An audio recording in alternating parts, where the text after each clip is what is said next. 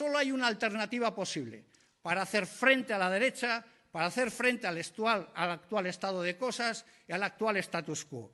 Y que esa alternativa, curiosamente, viene de las naciones sin Estado del Estado español. Viene de Galicia, viene de Cataluña y viene de Euskal Herria.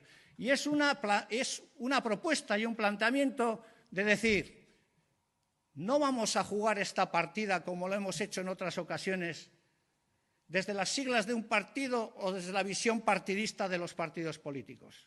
Hemos dado un salto y queremos dar un salto en esta reflexión.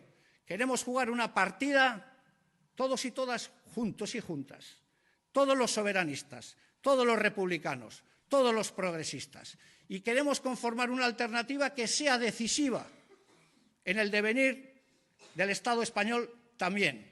Pero es una alternativa que no pone paños calientes, que no se oculta, que no disfraza sus posiciones políticas.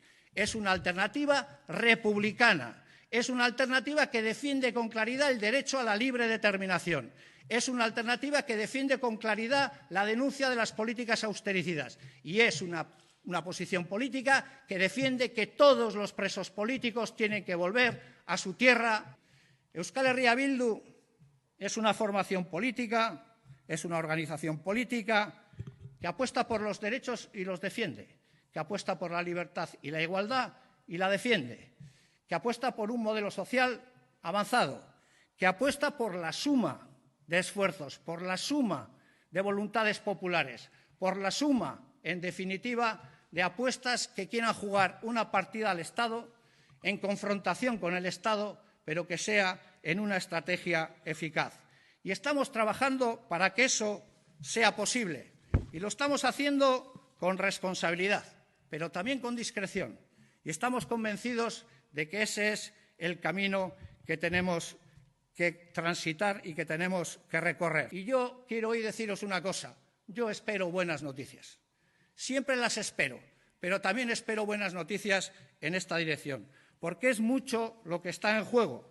Y porque frente a lo que está en juego está nuestra responsabilidad, nuestro cariño y amor por este país, nuestro proyecto de liberación nacional, nuestro futuro en libertad, la igualdad entre nuestra gente y, por lo tanto, os digo que podéis estar seguros y seguras de que vamos a seguir avanzando en este camino, porque no nacimos para resistir, sino nacimos para ganar.